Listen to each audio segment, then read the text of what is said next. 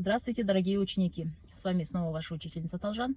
Сегодня мы с вами будем рассматривать тему падежей, и сегодня последний падеж. И по мнению многих людей, это самый легкий падеж, потому что в нем очень мало, самое малое количество окончаний. И чтобы вы понимали важность этого урока, как всегда, традиционно задам вам несколько вопросов. Можете ли вы на казахском сказать «я поехал на автобусе» или «я приеду со своей сестрой»? Если вы знаете ответ на этот вопрос, перекручивайте, то сегодняшняя тема вас не коснется. Если не знаете, то тогда оставайтесь. И как раз сегодня у нас будет урок на эту тему. Итак, давайте начнем. Кумекти септек — это творительный падеж, который имеет вопрос с кем, с чем, на чем. И у него есть три вида окончания. Мен, бен, пен. Только вот эти три вида окончания. Эти окончания добавляются независимо от того, слово твердое или мягкое. Давайте сразу же перейдем к примерам, чтобы вам было удобнее, чтобы вам было понятнее. Я приехал на автобусе. Я, мен, приехал, это глагол, он ставится у нас в конце предложения. Значит, следующее слово мы переводим на автобусе. На чем? Автобус, пен, окончание пен. И получается мен, автобус, пен, келе, мен. Я приеду на автобусе. Следующий пример. Я приду со своей сестрой. Со своей сестрой. С кем? Здесь нам нужно добавить окончание кумекти септек к слову сестра. Мен — это я.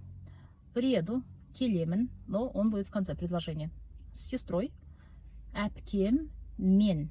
В этом случае мы добавляем окончание мен. И в целом предложение выглядит вот так. Мен, әпкем, мен, келемен. Я приеду со своей сестрой. Или я приду с сестрой. Итак, остается еще третье окончание, это бен. Я встречалась с Жулдыз. Пусть это будет имя нашей подруги. Я встречалась с Жулдыз. Мен встречалась. Кездестім — это в конце предложения. Следующее слово с кем? С Жулдыз. Жулдыз бен. В этот раз мы добавляем бен. Получается мен Жулдыз бен кездестім.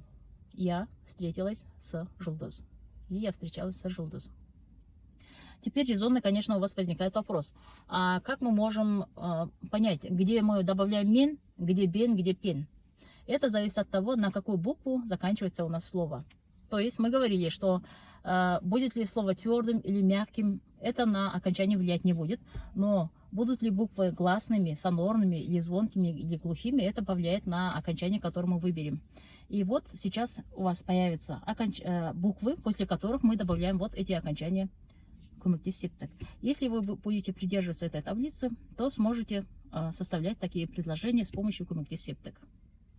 На этом у нас короткий урок закончился. Надеюсь, всем все было понятно. Спасибо за внимание. Сау болыңдар.